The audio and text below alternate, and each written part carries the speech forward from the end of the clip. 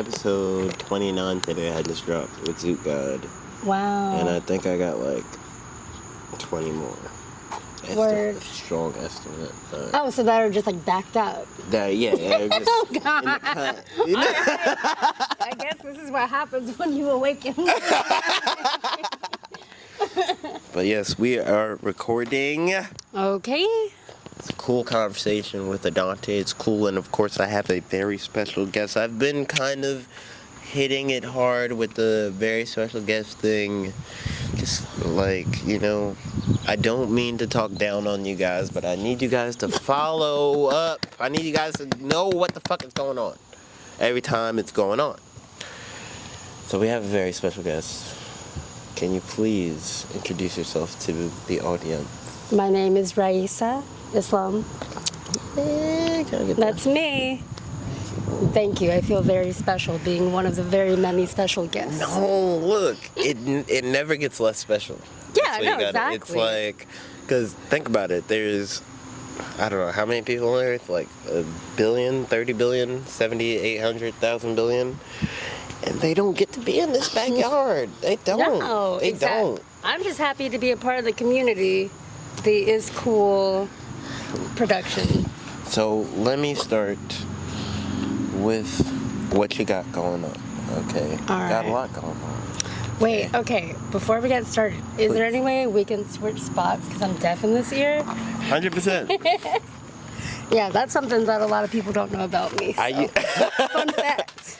I usually sit on this side, but I don't want to make it a thing where like I have to sit on this side. So I just wherever it's comfortable. Wherever it's comfortable. Right. I'm here to make you comfortable. Okay. Well, thank you. But so again, with things you got going on, things that you do, because you do a lot, and I know that personally. Let me start with just you. All right. So where are you from? Let the people know where you're from. So I'm from Virginia Beach, born and raised. Mm-hmm. It's actually like born right by where Utopia Feni is, in Kempsville, around Lake James. And then my parents are from Bangladesh, so Feni is a place in Bangladesh that we support with our nonprofit. And I moved to London for a few years. For college, yeah. I did fashion design and marketing out there. So that's kind of how I was able to kind of visualize what we have going on at Utopia. But yeah, and now that's what I do full time. I also teach. What was so before we get into everything else, 'cause I didn't even know about the whole London thing. Oh yeah. So what was that like? Like what did that experience give you, I guess? So, I mean, the whole reason of me moving to London was, I wanted to just, leave. I didn't really like it here. I didn't really find my community, or know that there was one for me. So that's why I moved, and I thought London would be, my dream place. Seemed like very magical movies. So I moved there, and it was kind of a shithole. Yeah. It was, it was fine, but the longer you live there, it's damn, it's always depressing here. It's always cloudy and cold. I totally understand because it's I feel that way about literally anywhere. Right. You go to New York, you go to LA, you go to wherever the fuck is cool out here, and you realize it's like day 10 and you're like, No, it's this is a struggle. It's a little struggle here. I like the movie. Oh my god. No, this is the easiest place in the world to live, and I think out of all the places I've traveled, I'm nowhere else can you get exactly what flavor of, I don't know, Captain Crunch that you can in Virginia. I don't know, it's just easy to live here. Respectfully, what made London a shithole? Well, I mean, besides the weather, because we know it's gray all the time. Yeah. Well, I mean, okay, so the fashion culture, that was the school I was in, so the culture of that wasn't great. It's a lot more judgmental and manipulative than what I'm into. Just not being judgmental and manipulative. How so? like fashion culture. It's more so like predicting trends or setting them in like very like psychologically appealing ways. I guess it's a lot of marketing, so it's just like yeah, they just like kind of, or you know, like how they like tear people down to sell their product. Yeah, It's kind of what they were teaching. And really? yeah, In the school? Yeah. Wow, And, well, they taught us a technique. They didn't tell us to go fuck people over. Yeah, but they were like, good marketing is to tell this bitch that, you know what I'm saying? Exactly. Yeah, so they're pretty much like teaching us to be super villains. And yeah, and then like cost of living is horrible as a student, so I didn't have any money. So yeah, it just like cost a fortune to live in a shoebox and get to do nothing. Word. No, I definitely understand. I feel like, because, you know, I've lived in New York. I feel like New York is sort of a weird parallel. I've never been to London, but everybody makes it like a sort of weird parallel. And if it is a parallel, then I definitely understand, because that's exactly what people do out there. No, you know? no, it is. It's just like, honestly, I do like London better than New York. Yeah? Yeah, for sure. Why is that? Okay, let me think. I guess there is more culture and people smile maybe a little bit more. Not much more. Yeah. But the public transport's super clean in London, Oh, and it's like not clean. Yeah, Oh my God, it's somebody jerking off in the on the fucking L train, whatever fucking number or letter. I guess that doesn't happen every day in London, like, so it's a little bit better. Yeah. But I mean, no, you can get like door to door easily. Like, that's what I miss. It's just like being able to like leave and go to the gym at 2 a.m., come home around like 4 and just walk safely. Yeah. You know, from one end of the city to the other. So it's just like, I do miss that kind of thing, and I wish we had that. I understand that, because you're not a real New Yorker if you haven't seen somebody jerk off in front of you somewhere, whether it's in front of your apartment or on the fucking train, okay? I feel like it's like I've seen it in New York, so does that mean I'm a New Yorker? That means you're a New Yorker, yeah. Hey it guys, doesn't matter put another mark on the map. It's only one of the my Dante is cool fucking mark of being a New Yorker. You see it, you buy a pizza that's for like way cheaper than you thought. You see somebody jerk off on the fucking public. You get angry. You know what I'm saying? Right, You do so those three things, that's and like bingo. yeah, exactly. Like you in there. Yeah. All right, so move from there. So you go from London. How do you, or you know, I don't want to tell your story or whatever. But from London, Utopia Feni. How do you start Utopia Feni, getting out of school and everything like that? Right. So I moved back in 2014. That's when I like finished everything, and honestly, I just like really just wanted to start hustling and like, you know, just get my shit together, like go get a job and. Just like build my way up for a career, maybe get some internships. I interned at governor's school at that time, and like, but I was only able to intern for like a couple weeks because like shortly after I got back, I got an office job, and then we went to Bangladesh, and so that's when I really started working on my nonprofit idea for the kids in Feni, Bangladesh. Because, like, you know, whenever we visit, we bring them gifts and things. And I was thinking maybe I should start bringing them art supplies. And that kind of developed into me thinking, wow, they really don't have an art program out there. And so, yeah, kids don't know their artists. And I feel like, I have the opportunity to show people what they can do with their art. So that's when I started like working on the idea. And then I got that internship at governor's school. But then shortly after then, I got really sick from my trip from Bangladesh. And I got, so I had to get a really serious sinus surgery, which kind of like malfunctioned. And How so? What do you mean? Oh, I got meningitis, basically. Oh my God. Yeah, so it just turned into a whole thing with like my brain short-circuited and like pretty much fried and... Yeah, it's not great. But No, I was just asking. I wasn't trying to. No. I mean, it's just like, to me, it's like, it's funny because, it really is how it started, though, because I was basically recovering from that and on a lot of meds. So I'd get like these manic episodes of ideas and stuff. And yeah, I was like, all right, I want to throw an art show to just get myself back on my feet, because like my brain was processing like a toddler.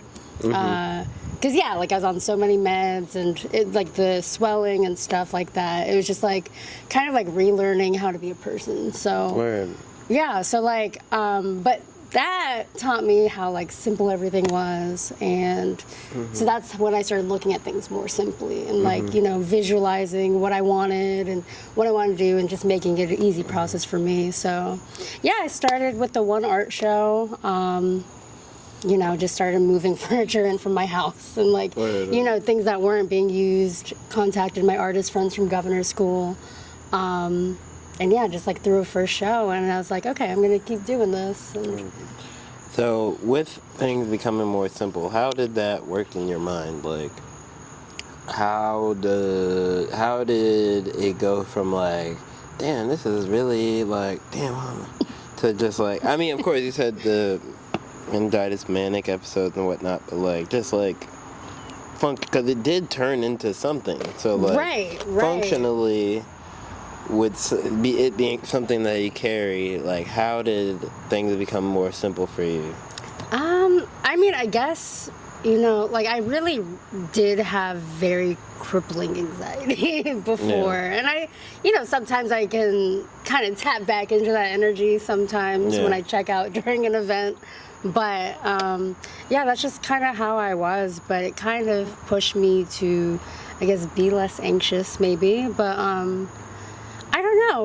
Like, I think once I started the process of caring about something, which I never did, it was like, okay, I have to keep doing this, because like I can't ever take that sign down. You know, once I put it up, it's just like, no, I'm out here in the streets, and even if nobody knew us, even if like, you know, like I opened day 2 and nobody came the next day, you know what I mean? It's just like, yeah, it would be really embarrassing to give up. So I just kept like, you know, working. Like I would paint the walls one day, I would build a shelf the next day, I would make art, you know, like make products, do whatever I could to keep this momentum. So I think that, I guess that was simplified from like my brain, like not overthinking so much.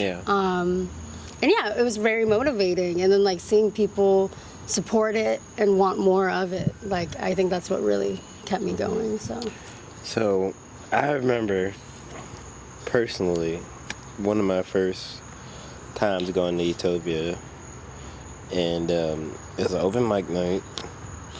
It was way before any sort of high tide or anything like that. Fucking, I went there to shoot somebody or something. Well, I went there to shoot a video for somebody. Shoot somebody sounds mad crazy. Damn, you came in with a whole different energy. I came there to put the Glock on a nigga temple. But and then you found the music, and then life changed forever. I'm sorry, bro. I ain't even mean that. Man, it changed your life.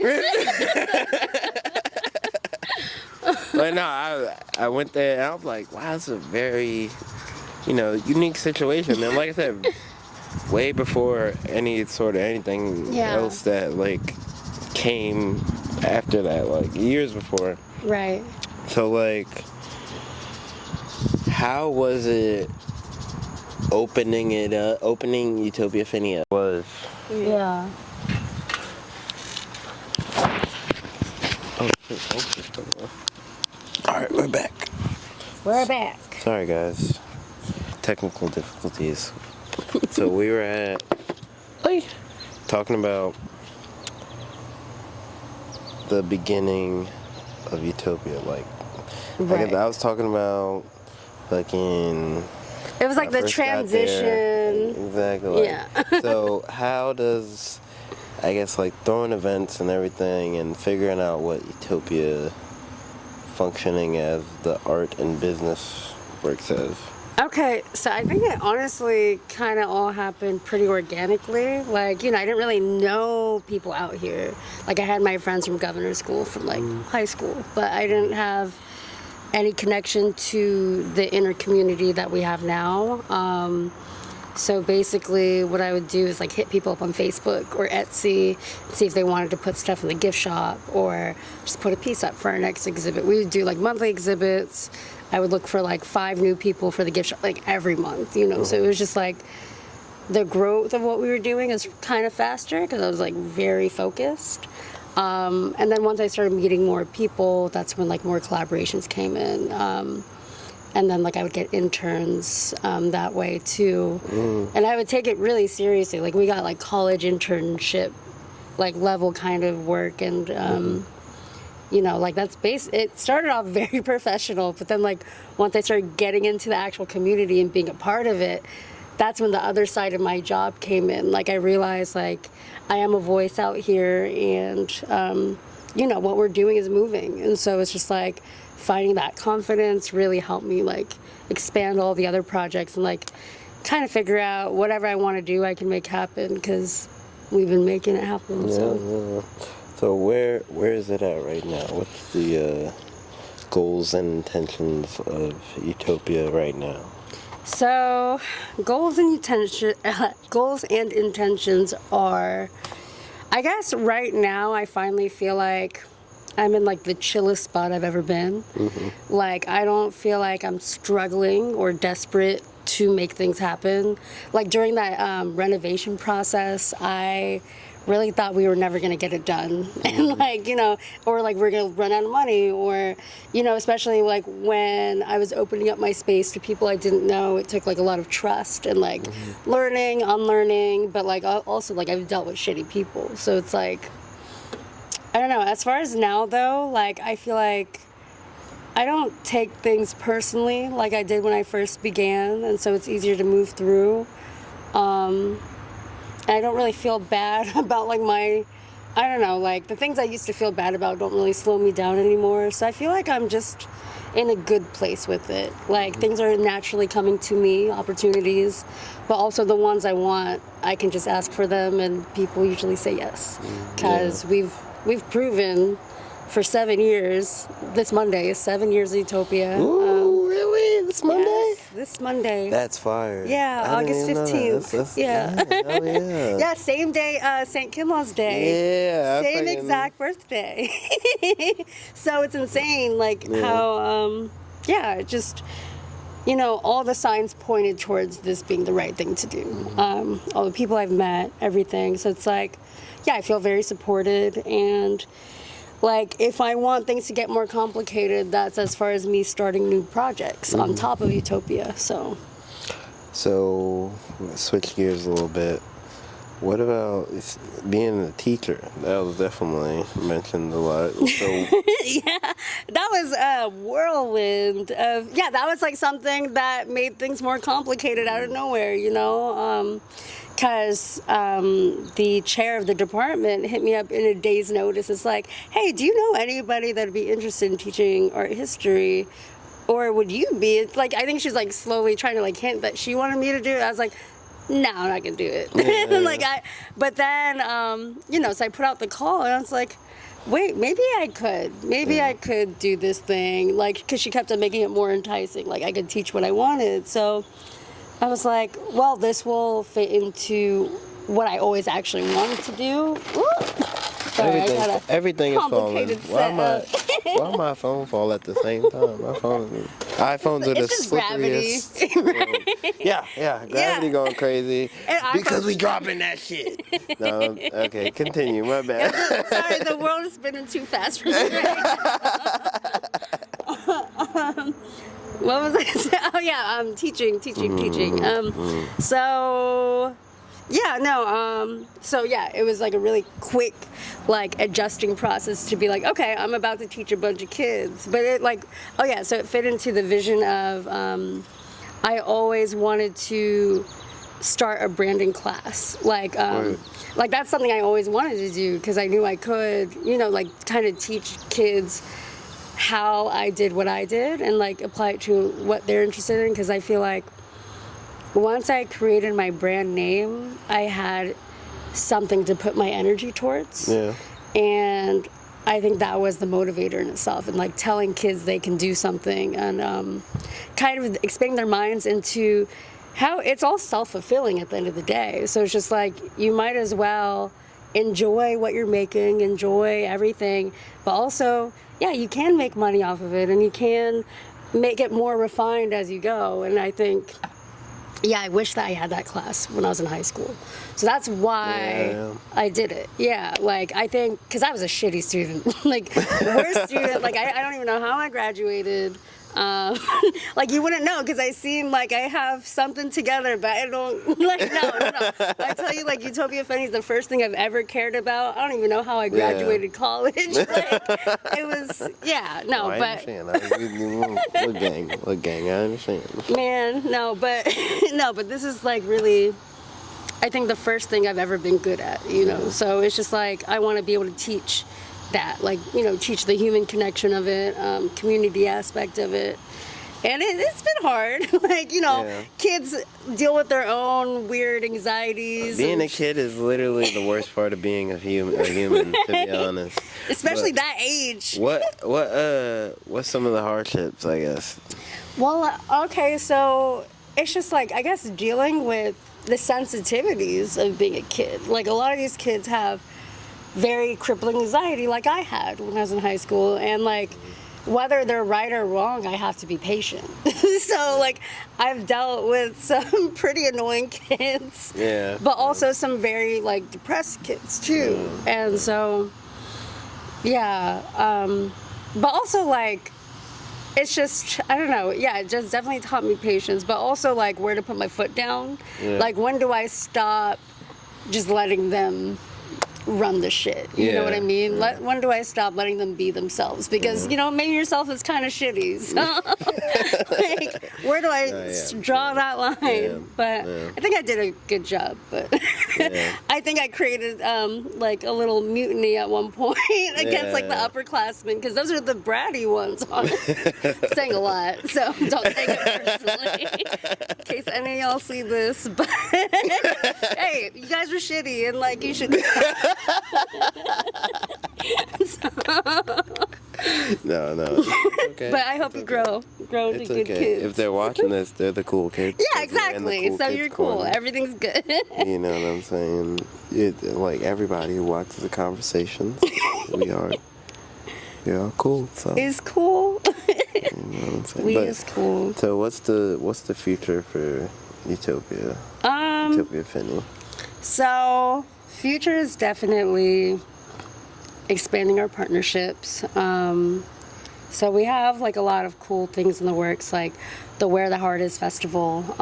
That's what we're trying to do, it like an annual thing that's in the style of South by Southwest. So like a lot of panel discussions, music events, art exhibits, connecting different venues around like Virginia Beach and maybe someday Norfolk. You know, like we're just kind of experimenting with it, but it's all based around our First Friday series at the beach, and like just connecting curators with the venue owners and just creating a unifying message that like we're really here for VA. So I think that's gonna be a big platform that's gonna expand things in a crazy way, ish.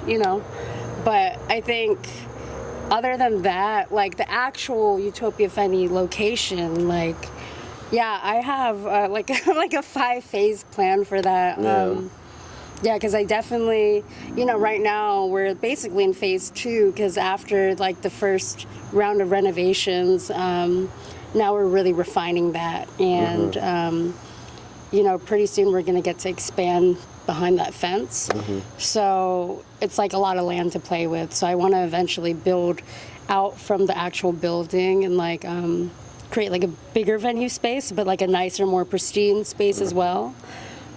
Expand the garden, and like another vision was to create so that would be the banquet hall, but then more like micro shops with what do you call those, like studio apartments on top. So it's like there's a lot of land, like we only have that little bit of space carved out for us, but there is a lot to play with. So I think that's just like my life vision, is to fully expand that space. And like, instead of... It's all good. So it's fine now? Yeah. Okay, cool. All right. So yes. All right, Expand. back in action. Take 3. You know what I'm saying? But yeah, expanding the. All right. I'm here for the expansion. I think we did the thing. It's fucking amazing. Thank you did you. amazing. Thank you. 30 out of 10. Right. 30 out of 10. Can I Cool. get the- What a lifetime. Thank you. I appreciate you very much. Crazy. A very, very cool conversation Very cool. with, again, Raeesah. Y'all make sure y'all do the goddamn thing and like, comment, and subscribe. Do some push-ups.